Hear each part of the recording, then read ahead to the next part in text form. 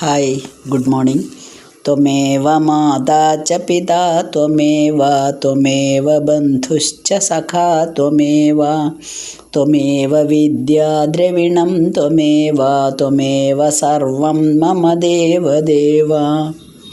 ശ്രീമദ് ഭഗവത്ഗീത 1-ാം അധ്യായം അർജുന വിഷാദയോഗം 38-ാമത്തെ ശ്ലോകം. യദ്യപ്യേതേന പശ്യന്തി ലോഭോപഹത ചേതസ ഉപഹത കുലക്ഷയകൃതം ദോഷം മിത്രദ്രോഹി ച പാതകം. 39-ാമത്തെ ശ്ലോകം കൂടെ വായിക്കാം. കഥം ന ജ്ഞേയമസ്മാഭിः പാപാത് അസ്മാന്നിവർത്തിതും കുലക്ഷയകൃതം ദോഷം പ്രപശ്യാദ്ഭിः ജനാർദ്ദന.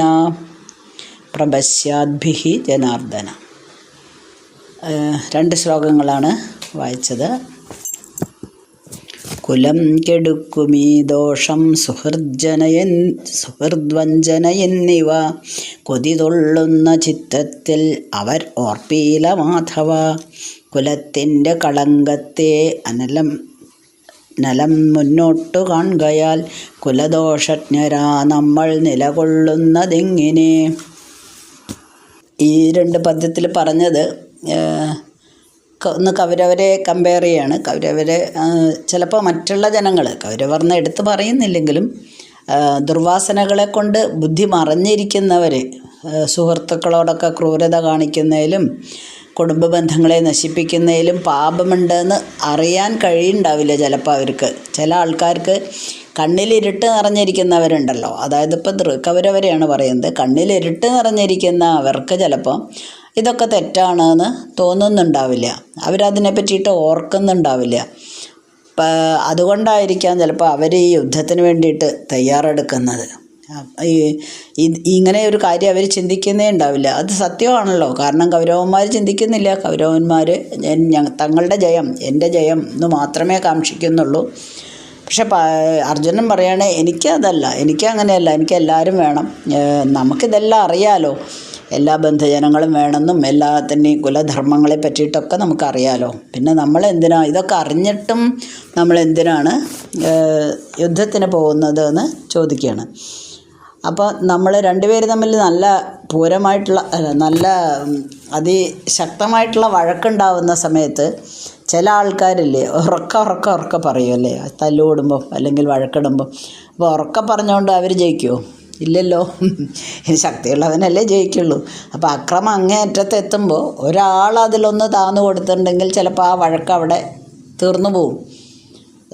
ഒന്ന് താന്നാൽ മതി. അപ്പോൾ താഴുമോ? ഇല്ല.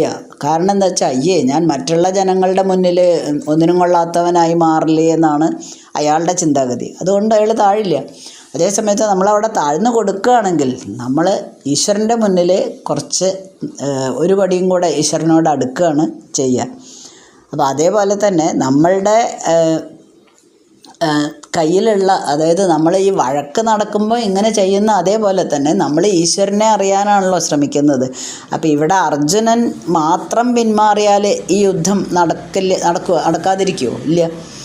പക്ഷെ അർജുനൻ്റെ വിചാരം അങ്ങനെയാണ്, ഞാൻ യുദ്ധത്തിൽ നിന്ന് പിന്മാറാം, എന്നാൽ പിന്നെ ഈ യുദ്ധം ഒഴിവാകുമല്ലോ. ഞാൻ മാത്രം പോരെങ്കിൽ പോലും എന്തിനാണ് നമ്മൾ തമ്മിൽ യുദ്ധം? കൗരവന്മാരും പാണ്ഡവന്മാരും തമ്മിൽ എന്താണ് യുദ്ധത്തിൻ്റെ ആവശ്യം? ഞാൻ പിന്മാറാണ്, എനിക്ക് വഴക്കും വേണ്ട, വയ്യാവേലിയും വേണ്ട. നമ്മളും അങ്ങനെ ഇടയ്ക്ക് പറയുമല്ലേ, എന്തിനാ ഈ വഴക്കിനൊക്കെ പോണത് വെറുതെ, അതിന്ന് നമുക്ക് പിന്മാറാം, അതല്ലേ നല്ലത്. പക്ഷേ ഭഗവാൻ ശ്രീകൃഷ്ണൻ അർജുനന് പിന്നീട് മനസ്സിലാക്കി കൊടുക്കുന്നുണ്ട്, അർജുനൻ മാത്രം പിന്മാറിയോണ്ട് ഈ യുദ്ധം നടക്കാതിരിക്കില്ലല്ലോ. അതാണല്ലോ ഗീതാ തത്വങ്ങൾ അവിടെ വന്നത്.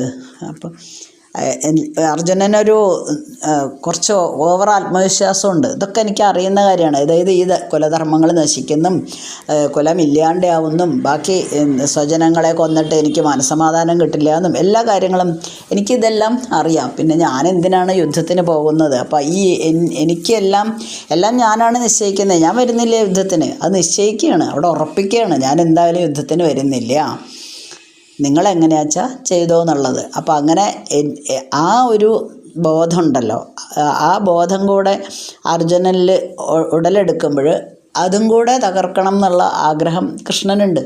കാരണം കഴിഞ്ഞ ദിവസം എല്ലാ പ്രാവശ്യവും പറയുന്ന പോലെ നമ്മളെ ക്ലിയറാക്കിയിട്ട് കൊണ്ടുവരാൻ വേണ്ടിയിട്ടാണ്. അപ്പോൾ അങ്ങനെ പിന്മാറാൻ നമ്മൾ എന്തിനാണ് യുദ്ധം ചെയ്യുന്നത് എന്നാണ് ചോദിക്കുന്നത്. ഇനി 40ാമത്തെ ശ്ലോകം. കുലക്ഷയേ പ്രണശ്യന്തി കുലധർമാ സനാതന ധർമ്മേ നഷ്ടേ കുലം കൃഷ്ണം അധർമ്മോഭിഭവത്യുത. കുലം നശിച്ചു കഴിഞ്ഞാൽ എന്താ സംഭവിക്കുക? പാരമ്പര്യമായിട്ട് കിട്ടിയിരിക്കുന്ന കുലധർമ്മങ്ങൾ മുഴുവൻ നശിക്കും. അങ്ങനെ നശിച്ചു കഴിഞ്ഞാൽ നമ്മുടെ കുടുംബങ്ങളെല്ലാം നശിക്കും. ആ കുടുംബങ്ങളെല്ലാം നശിച്ച് എല്ലാവരും അധപതനത്തിലേക്ക് താന്നുകൊണ്ടേയിരിക്കും എന്നാണ് പറയുന്നത്.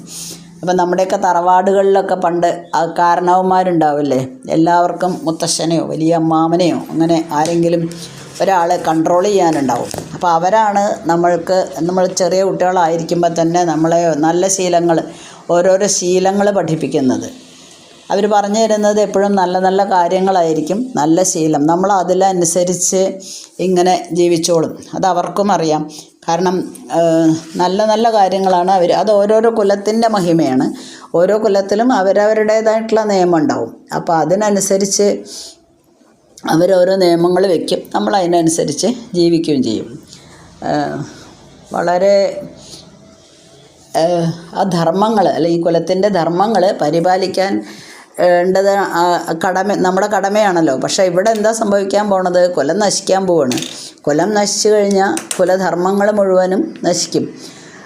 അപ്പോൾ എന്നും നമ്മൾ ചെയ്തു പോരുന്ന കുലധർമ്മങ്ങളൊന്നും പറഞ്ഞു തരാൻ ആരും ഉണ്ടാവില്ല. അപ്പോൾ അധർമ്മം തലപൊക്കും. അധർമ്മം തലപൊക്കിയാൽ അത് വംശത്തെ മുഴുവനായിട്ടും ബാധിക്കും. അപ്പോൾ വംശത്തിൽ എന്ത് വരും? മാലിന്യം കടന്നുകൂടും. അപ്പോൾ 2 മരങ്ങൾ തമ്മിൽ ഉരസുകയാണെങ്കിൽ തീയുണ്ടാവാം ചിലപ്പോൾ. അപ്പോൾ അങ്ങനെ തീയുണ്ടാവുകയാണെങ്കിൽ ആ തീ കത്തിക്കഴിഞ്ഞാൽ 2 മരവും നശിക്കും. 2 മരങ്ങൾ കൂട്ടി ഉരസിയിട്ട് തീയുണ്ടാക്കുക. പണ്ട് കാലത്ത് അങ്ങനെയല്ലേ ചെയ്തിട്ടുണ്ടായിരുന്നത്. കല്ലുകൾ കൂട്ടി ഉരസിയിട്ട് തീയുണ്ടാക്കുക, അങ്ങനെയൊക്കെയാണ് ചെയ്തിട്ടുണ്ടായിരുന്നത്. പക്ഷെ അതിൽ നിന്നുണ്ടാവുന്ന തീയെ മരങ്ങളെ 2നെയും നശിപ്പിക്കുകയാണ് ചെയ്യുന്നത്. അപ്പോൾ എന്തായാലും ഈ കുലം നശിച്ചു കഴിഞ്ഞാൽ ആകെ വിനാശമല്ലാതെ ഞാൻ ഒന്നും തന്നെ കാണുന്നില്ല എന്നാണ് അർജുനൻ പറയുന്നത്. 41ാമത്തെ ശ്ലോകം. അധർമാഭിവാത് കൃഷ്ണ അധർമാഭിഭവാത് കൃഷ്ണ പ്രദുഷ്യന്തി കുലസ്ത്രിയ സ്ത്രീഷു ദുഷ്ടാസു വാർഷ്ണേയ ജായതേ വർണ്ണസങ്കര. അല്ലയോ വൃഷ്ണികുലേശ്വര, വൃഷ്ണികുലത്തിൽ ജനിച്ചവരെ, വാർഷ്ണേയ എന്നാണ് സംബോധന ചെയ്യുന്നത്. അധർമ്മം വന്നു കയറുമ്പോൾ കുലസ്ത്രീകൾ പിഴച്ചിടും, കുലസ്ത്രീ പിഴയേൽക്കുമ്പോൾ ഉളവാം ജാതി സങ്കരം. വളരെ നന്നായിട്ട് തന്നെ മലയാളം എഴുതിയിട്ടുണ്ട് അച്ഛൻ. അതുകൊണ്ട് നമുക്ക് അർത്ഥം എക്സ്പ്ലെയിൻ ചെയ്യാണ്ട് തന്നെ മനസ്സിലാവും. അപ്പോൾ കുലം നശിച്ചു കഴിഞ്ഞാൽ കുലത്തിലെ സ്ത്രീകൾ മുഴുവനും നശിച്ചു പോകും. കാരണം എന്താണ് കുലധർമ്മം എന്നുള്ളത് ഇല്ലാണ്ടാവുമല്ലോ.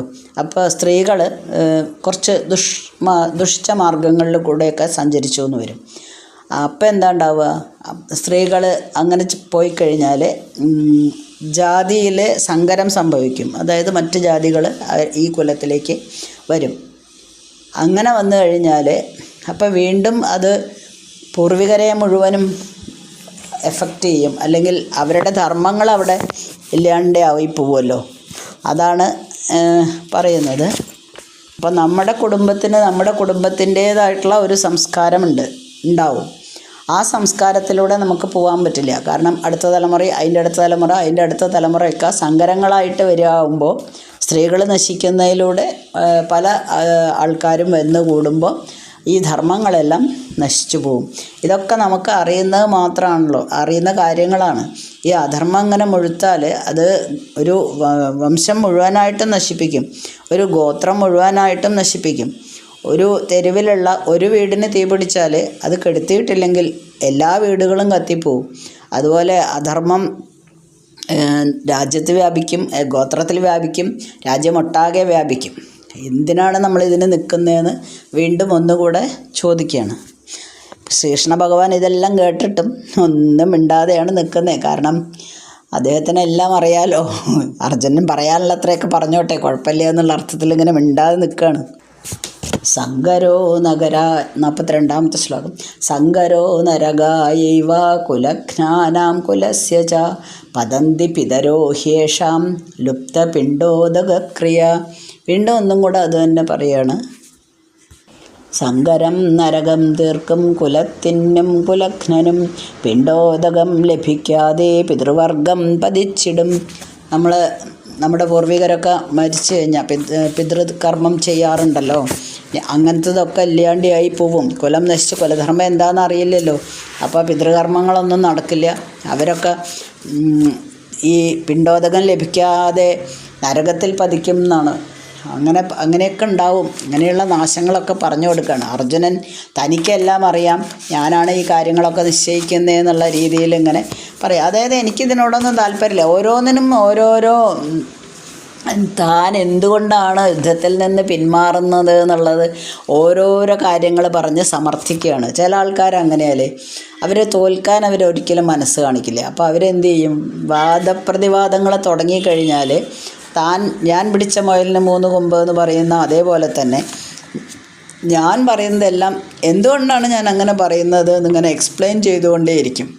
ഈവൻ ഞങ്ങൾ ടീച്ചേഴ്സിന് പോലും അങ്ങനെ ഒരു ചെറിയ കുഴപ്പമുണ്ട്. വീട്ടിലൊക്കെ സംസാരിക്കുമ്പോൾ പറയും, നിങ്ങൾ ഈ ടീച്ചറായതുകൊണ്ടാണ് 2, 3, 4 പ്രാവശ്യം അങ്ങനെ എക്സ്പ്ലെയിൻ ചെയ്യുന്നതെന്ന്. ചിലരത് ഷോർട്ട് നോട്ട് അടിച്ച് ഒരു സെൻറ്റൻസിലൊക്കെ പറഞ്ഞു എന്ന് വരും. നമ്മളിങ്ങനെ കുറച്ച് എക്സ്പ്ലെയിൻ ചെയ്തിട്ട് പറയും.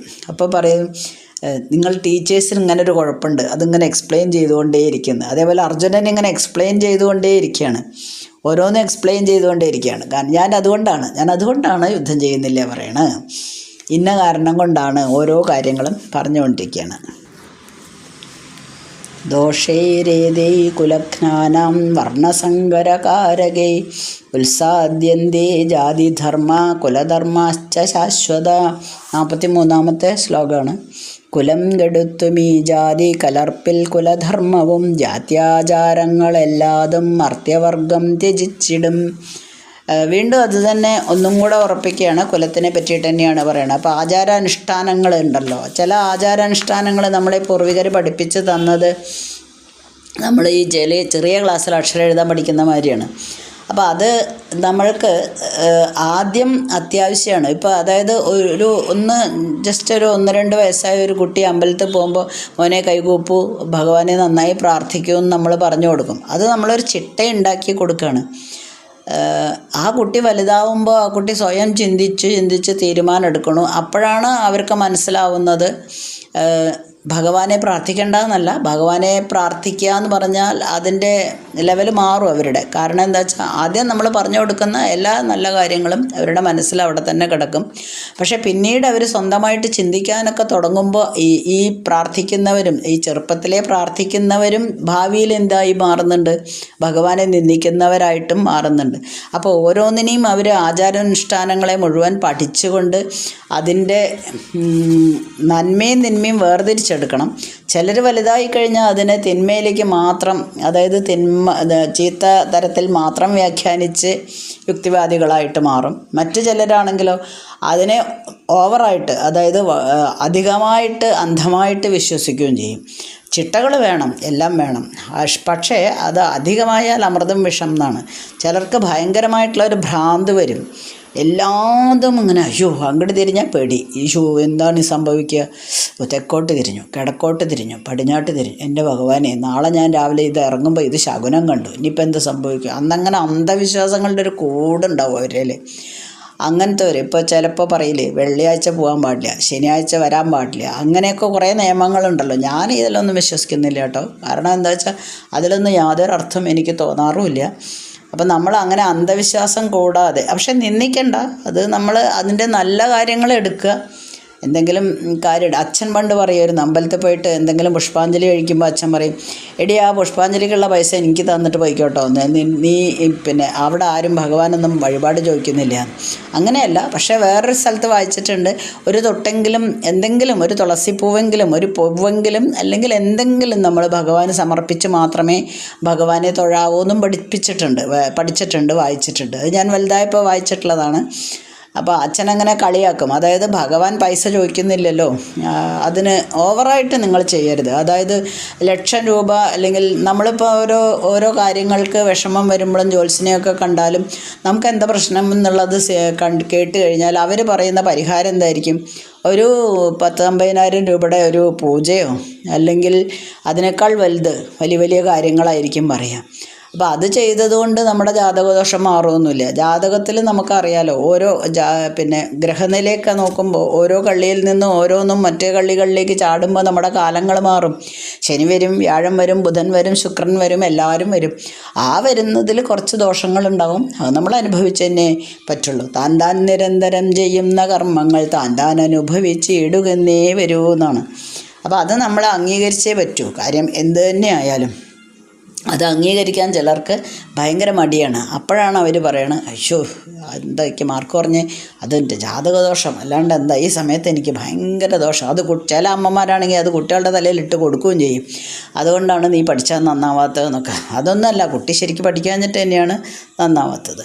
അപ്പോൾ അങ്ങനെയുള്ള ആചാരാനുഷ്ഠാനങ്ങൾ വേണം, അതിൻ്റെ നല്ല തത്വങ്ങൾ മാത്രം നമ്മൾ ഉൾക്കൊള്ളണം എന്നാണ് പറയുന്നത്. ഇനിയുണ്ട് കുറച്ച് ശ്ലോകങ്ങളും കൂടെ, ഒരു 3 ശ്ലോകങ്ങളും കൂടി ഉണ്ട്, അത് അടുത്ത ദിവസം പറയാം. ഓക്കെ. അസ്മിൻ പരാത്മന്നനുപാത്മകൽപ്പേതുമിത്തമുത്ഥാപിത പത്മയോനി അനന്തഭൂമാമരോഗരാശിം നിരുന്ധിവാദാലയ വാസവിഷ്ണു.